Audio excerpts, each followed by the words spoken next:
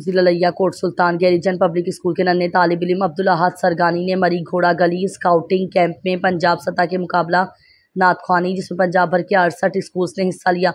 जिला लिया कोट सुल्तान के अब्दुल अहद सरगानी ने पहली पोजीशन हासिल की।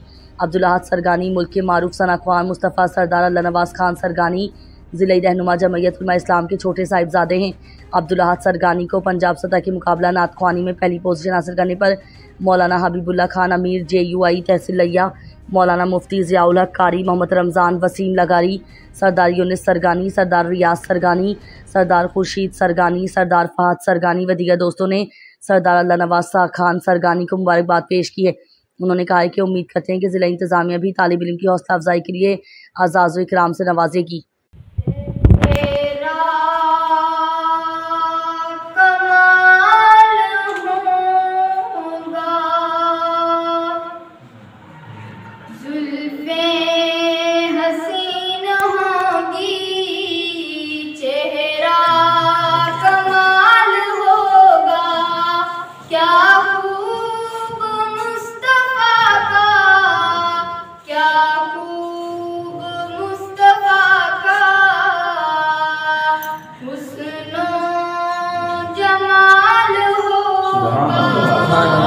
सुभान अल्लाह।